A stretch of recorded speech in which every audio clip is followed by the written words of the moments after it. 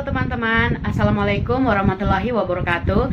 Shalom, perkenalkan saya mahasiswa dari Universitas Pembangunan Indonesia dengan nama Windy Sendo dengan NIM 191420100166. Saya semester 5 dari kelas A1 keperawatan. Di sini saya akan memenuhi tugas dari dosen pengampu Nurse Esther Lonto, Eskop MKes. Di gambar ini terlihat ekspresi pasien seorang nenek tersenyum bahagia melihat perawat, seolah-olah bisa merasakan kasih dan caring si perawat yang membuat dia merasa nyaman dan membuat dia merasa bahagia saat melihat perawat tersebut. Jadi di saat ini kita akan masuk tentang hal-hal penting etik dalam perawatan paliatif.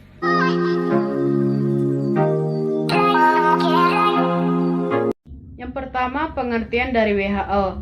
Menurut WHO, palliative care merupakan pendekatan untuk meningkatkan kualitas hidup pasien dan keluarga dalam menghadapi masalah yang berkaitan dengan masalah yang mengancam jiwa, melalui pencegahan dan menghentikan penderitaan dengan identifikasi dan penilaian dini, penanganan nyeri dan masalah lainnya, seperti fisik, psikologi, sosial, dan spiritual. Itulah dari WHO tahun 2017.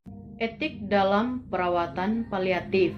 Etik adalah kesempatan tentang praktik moral, keyakinan, sistem nilai, standar perilaku individu, dan atau kelompok tentang penilaian terhadap apa yang benar dan apa yang salah, mana yang baik dan mana yang buruk, apa yang merupakan kejahatan, apa yang dikehendaki, dan apa yang ditolak.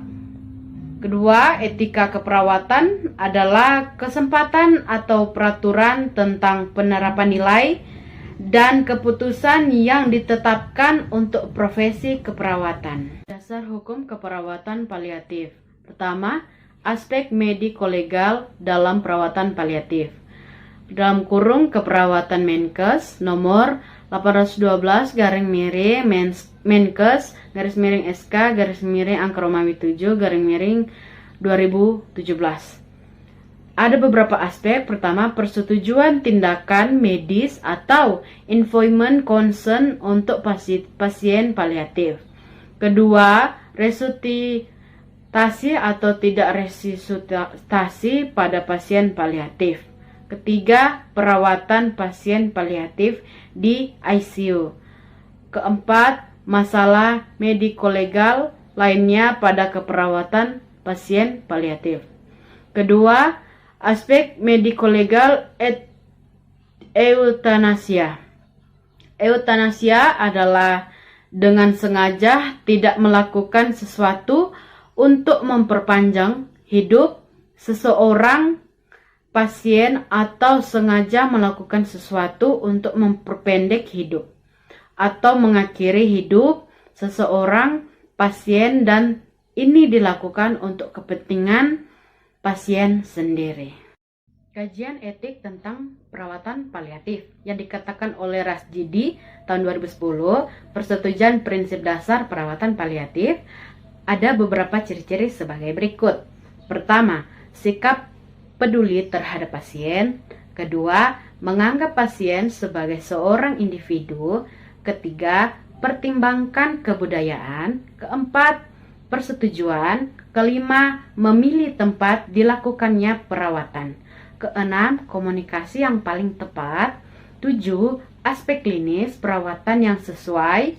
Kedelapan, perawatan komprehensif dan terkoordinasi. 9, kualitas perawatan yang sebaik mungkin.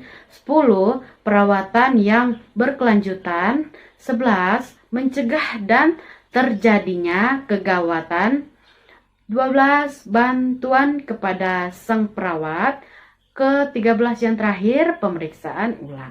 Baik, kita masuk dalam prinsip-prinsip etik. Pertama, autonomi atau otonomi. Kedua, non-malfeasance atau tidak merugikan. Ketiga, veracity atau kejujuran. Keempat, beneficence, berbuat baik. Kelima, justice, keadilan. 6, kerahasiaan atau confidentiality. 7, akuntabilitasi atau accountability. Dan kita masuk dalam pengertian terakhir, etik dalam isu perawatan paliatif.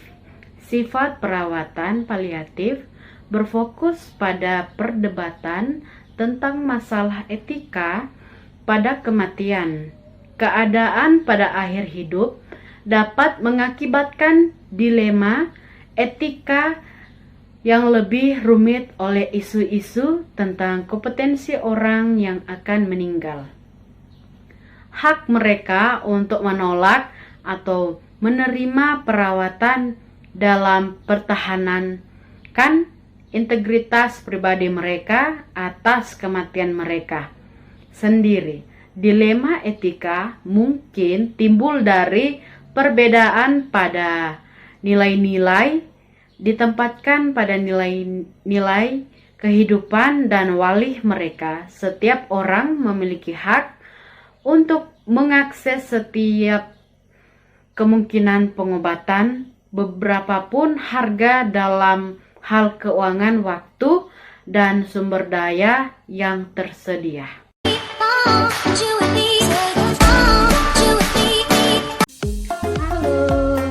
Adik-adik yang baru lulus SMK SMA yang mau memilih jurusan keperawatan, ayo masuk ke Universitas Pembangunan Indonesia.